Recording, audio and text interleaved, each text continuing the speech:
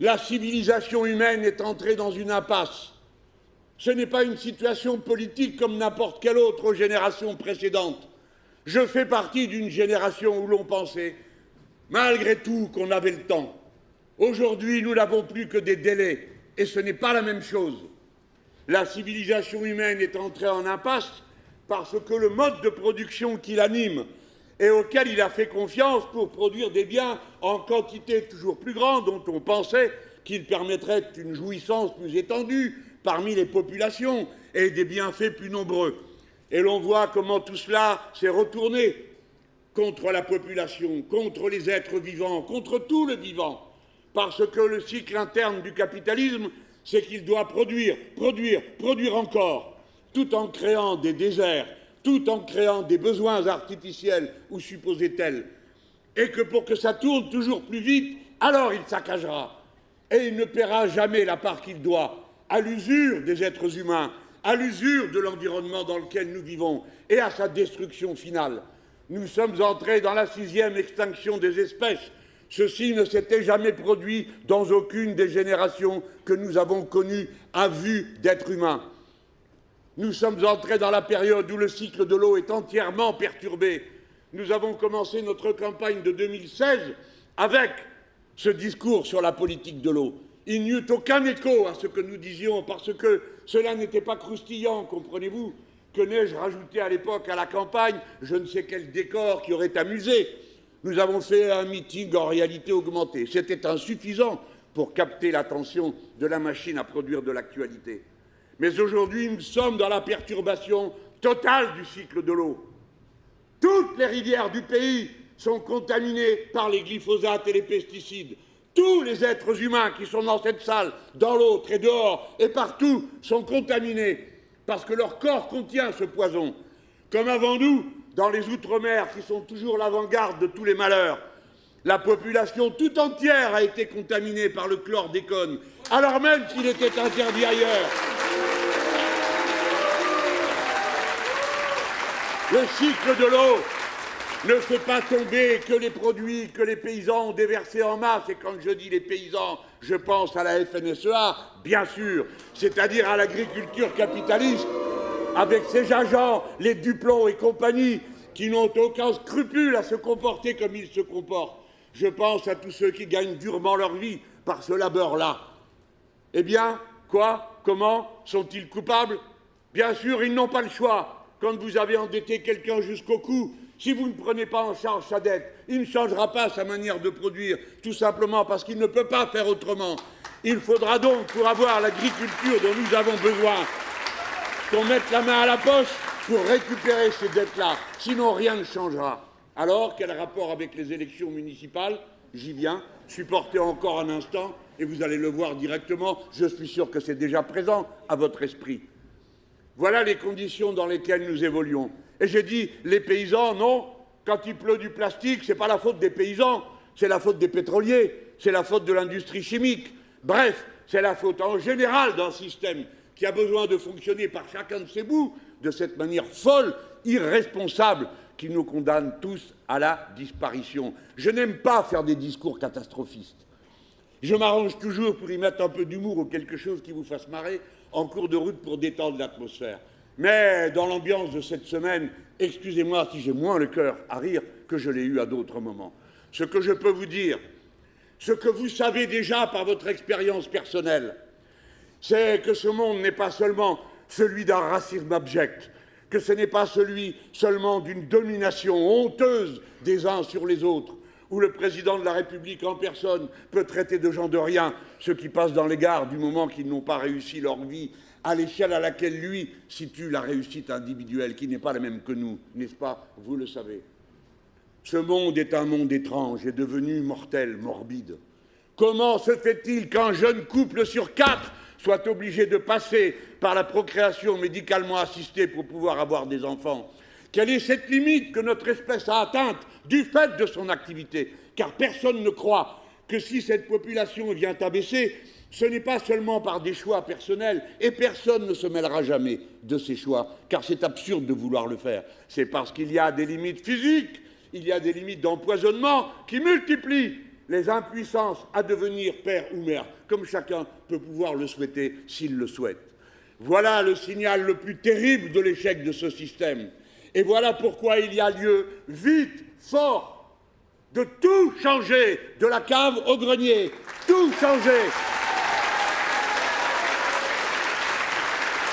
Le caractère révolutionnaire de la position politique que nous portons, c'est précisément ce nouveau collectivisme. Nous devons d'abord nous soucier des autres. Et si nous nous soucions des autres, alors nous sommes sûrs de ne pas nous tromper politiquement. Et se soucier des autres, c'est se soucier de tout ce qui vit, tout ce qui respire, tout ce qui a une sensibilité vivant, animal, êtres humains, toutes les espèces du vivant, toutes ces variétés. C'est à nous maintenant, qui étant les responsables du désastre, avons à être les responsables de sa protection. Voilà ce que nous portons. Et voilà pourquoi il se passe ici encore quelque chose. Puisque nous avons été mis en échec à constituer l'immense force que nous voulions constituer, avec ce nouveau Front populaire, cette Union populaire, on a changé de nom à chaque étape, au gré des caprices des gens qui négociaient et qui s'intéressaient plus aux sigles qu'au contenu du programme. Et ma foi, nous l'avons fait parce qu'il fallait le faire, avec des actes qui sont sans précédent dans l'histoire de la gauche. C'est nous, les insoumis, qui avons appelé tout le monde à dire « ayons » des candidatures communes dès le premier tour des élections législatives. Cela ne s'était jamais produit dans l'histoire de la gauche. Et sur ces bases,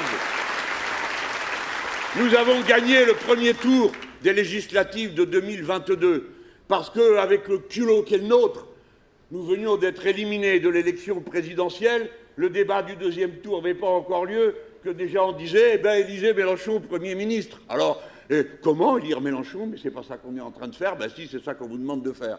Et ainsi de suite. Et nous avons surgi au moment où vous aviez le moral dans les chaussettes, et nous aussi, pour dire, eh bien, la lutte continue, et c'est une lutte qui a vocation victorieuse. Nous ne sommes pas les témoins de notre époque. Nous voulons la changer de fond en comble. Et à chaque fois, nous abordons chaque étape avec cette volonté, en nous préparant à gouverner, en nous préparant à mettre en place les mesures qui vont permettre de retourner cette situation. Voilà pourquoi il se passe quelque chose ici.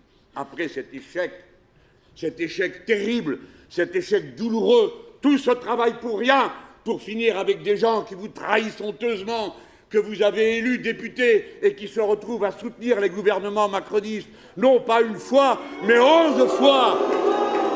11 fois, ils ont refusé de voter la censure, et chaque fois avec des prétextes plus misérables d'une fois à l'autre. La première, c'était « Ah, formidable, il n'y aura pas de 49-3 ». Et la dernière fois, il y avait un 49-3, et puis il y avait aussi 4200 suppressions d'enseignants, après qu'ils aient dit la première, vous voyez, nous avons négocié, il n'y aura pas 4000 suppressions de postes. Chaque fois, au point que plus personne ne se rappelle ce qui s'est passé à chacune des étapes et les abandons. Moi, je me rappelle d'une seule et unique chose qui m'intéresse. Ces gens ont engagé notre responsabilité, notre parole, nos bulletins de vote pour faire le contraire de ce pourquoi on les avait élus. De cela, vous ne pouvez pas les tenir pour quitte. Adressez-vous aux personnes que vous connaissez, qui sont de bon vouloir et qui font des choix, des fois différents d'une autre, qui peut-être vont trouver qu'après tout, la mairie sortante ou je ne sais quoi.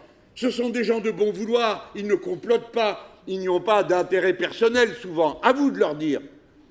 Ne pardonnez pas de la fausse d'avoir été à la première ligne de ceux qui ont cherché à briser en 2022 l'alliance populaire grâce à laquelle nous étions majoritaires le soir du premier tour. Ne leur pardonnez pas d'avoir refusé la censure et donc d'avoir fait passer 4200 suppressions de postes d'enseignants. Ne leur pardonnez pas, au moment où il y a cette crise que je viens d'évoquer, qui est la crise écologique, ne leur pardonnez pas d'avoir réduit des 2/3 le budget de l'action écologique de l'État, parce que ce sont des activités que je qualifierais volontiers de criminelles si dorénavant je ne devais pas me méfier de chacune des paroles que je prononce, qui pourraient durer pendant 2 ou 3 semaines sur CNews ou l'un quelconque de ces bouches d'égout médiatiques dont nous dépendons. Voilà. Vous devez mettre en place C'est l'heure de la vertu, que ceux qui ne l'ont pas été, qui n'ont pas respecté leurs paroles, qui ont menti, qui ont trahi, qui l'ont fait consciemment, comme l'a fait Michael Delafosse, que les gens leur disent « vous nous avez menti, vous nous avez trahis, monsieur, nous ne votons plus pour vous ». Parce que nous ne pouvons pas vous faire confiance. Et même en ce moment, si vous nous dites bonjour, on se demande si vous n'êtes pas en train de nous dire au revoir. Voilà, parce que vous mentez tout le temps. Vous mentez tout le temps. Vous devez vous mettre au boulot. Maintenant, tout de suite, en changeant la municipalité. Vous voyez ce qui vient de se passer. Nous sommes dans une période de troubles écologiques. Jamais il n'y a eu autant de départements en alerte. 85. Jamais il n'y a eu autant de rivières en train de sortir de leur lit. 151. Jamais il n'y a eu autant d'incidents en une seule année qu'il y en a eu maintenant, entre 1950, où la catastrophe a commencé, notamment avec ma naissance, jusqu'à l'an 2000. Ben, la catastrophe pour les autres, hein, pas forcément pour vous. Hein. Bon. Jusqu'à l'an 2000, il y avait un événement naturel grave par an, pendant un demi-siècle. Et maintenant, c'est 4 par an. Et nous ne sommes qu'en 2026, c'est-à-dire le premier quart du siècle. Autrement dit, cette tendance va se multiplier. Le changement climatique ne peut plus être empêché. Vous pouvez en limiter les conséquences, vous pouvez en limiter la durée, mais ce n'est plus réversible. L'inertie spécifique au climat fait son œuvre. Vous ne pouvez pas changer d'un claquement de doigts comme vous le feriez d'un sens unique pour une rue, le sens dans lequel se perturbe un système à la limite de l'équilibre. Parce que le climat est un système instable à la limite de l'équilibre. Quand il sort de l'équilibre, vous ne savez ni pour combien de temps, ni avec quelle intensité. Et par conséquent, vous ne savez rien. Nous allons entrer dans l'ère de l'incertitude. Tout ce qui autrefois les reliait, les causes et les effets en matière de climat est brisé. Et dès lors, on le voit dans les systèmes traditionnels, ceux qui attendaient les grenouilles avec des taches rouges pour savoir que bientôt il pleuvrait et qu'il fallait donc d'abord sarcler pour être prêt à recevoir l'eau comme il faut, eh bien les grenouilles arrivent mais il ne pleut pas après, ou bien il pleut et les grenouilles ne sont pas encore là, et ainsi de suite. Je vous raconte ça parce que je l'ai vécu avec des observateurs scientifiques à qui j'avais posé la question insolente de dire « Vous demandez aux Indiens comment ça se passe ?» Ils disent « Oui, on leur demande, mais c'est plutôt eux qui viennent maintenant parce qu'ils pensent que nous, on sait, eux, ils ne savent plus. » Et je lui dis « Et vous savez ?» Il me dit « Ah non, non, pas du tout, on n'en sait rien. Parce que nous, il y a toujours quelque chose qui ne marche pas. Un coup, il n'y a plus d'électricité parce que c'est la grève. Un autre coup, il n'y a plus de scie parce que c'est la Covid. L'autre coup d'après, il n'y a personne pour ramasser les données parce que le budget a été réduit. Donc nous, on ne sait rien, eux non plus, personne ne sait rien. » Et quand vous interrogez des gens qui font des propriétés ici et là, vous savez bien maintenant comment ça se passe. Hein, les promoteurs immobiliers sont partout, notamment dans les cités populaires, je le dis au passage, comme ça le problème sera réglé. Maintenant, la production capitaliste de la ville, ça consiste à détruire les logements sociaux pour y mettre des copropriétés et en expulser les braves gens qui, eux, voudraient bien rester dans leur logement à la condition qu'on les réhabilite et qu'on leur permette de vivre dignement. Vous connaissez tout ça. Bref, nous sommes là, à cet instant-là. Par conséquent, vous avez une responsabilité qui est de porter aux autres l'explication pour qu'ils comprennent quel est le sens que doit prendre leur bulletin de vote. Nous avons besoin, premièrement, de faire face à l'interruption des grands réseaux. Il faut donc que vous ayez dans votre ville les productions locales qui vous permettent d'être résiliés quand les grands réseaux se coupent. Car quand il fait trop chaud et qu'il y a trop de vent, souvent c'est lié. Alors tombent les grands poteaux à 140 km/h du vent. Et là, quick, plus d'électricité. Et sans électricité, vous le savez aussi bien que moi, il n'y a plus rien qui marche. Ni les hôpitaux, ni les signaux, ni les ascenseurs. Vous me direz, ceux-là, ils ne marchent pas souvent. Et puis, ni la lumière, et ainsi de suite. Vous avez besoin d'organiser votre capacité à durer en dépit des inconvénients qui surgiront du changement climatique, car ils surgiront. Ça veut dire que vous devez mettre en place les programmes qui vous permettent d'organiser. Par exemple, la filtration des eaux de ruissellement, puisque maintenant nous sommes entrés dans un régime tropical, c'est-à-dire des périodes de sécheresse et des périodes où il tombe des déluges que, naturellement, la nature telle qu'elle était jusque-là, les fleurs, les plantes, les arbres tels qu'ils sont, ne peuvent pas absorber, et qui donc s'en vont tout d'un coup dans la rivière, lavant la terre telle qu'elle est, avec ce qu'elle contient. Vous avez besoin de rétablir partout les berges. Surtout vous, vous êtes à côté de la Méditerranée. La Méditerranée se réchauffe plus vite que les autres mers dans le monde. Et chaque point de réchauffement vous produit 7% d'humidité supplémentaire. Et cette humidité, par la force des choses, elle retombe sur Terre. C'est comme ça s'appelle la pluie. Ce n'est pas une invention récente. Mais la pluie, figurez-vous, vient de l'eau qui est dans le ciel. Et l'eau qui est dans le ciel vient de l'eau qui est sur la Terre. Et 70% de la surface de la planète, c'est de la flotte. Et vous-même, vous êtes beaucoup d'eau avec un peu de matière. Ben oui, c'est comme ça. Par conséquent, ces perturbations du cycle de l'eau, à chacun des points, vous devez intervenir. Quand vous en serez à la deuxième, la troisième, la quatrième inondation et catastrophe, alors vous comprendrez pourquoi il faut qu'il y ait des réserves des produits stratégiques et que ça doit être des réserves municipales, pour que vous puissiez organiser les conditions dans lesquelles vous pourrez rétablir la situation normale, c'est-à-dire celle qui convient à la satisfaction des besoins du plus grand nombre. Et ainsi de suite. Je ne vais pas reprendre tout ce qui est dans le programme, mais ces mesures-là, ce n'est pas simplement de l'aménagement sympathique de gens qui sont responsables à l'égard de leur environnement. C'est d'abord la conscience claire de ce qui va se passer et la nécessité de s'organiser à tous les échelons.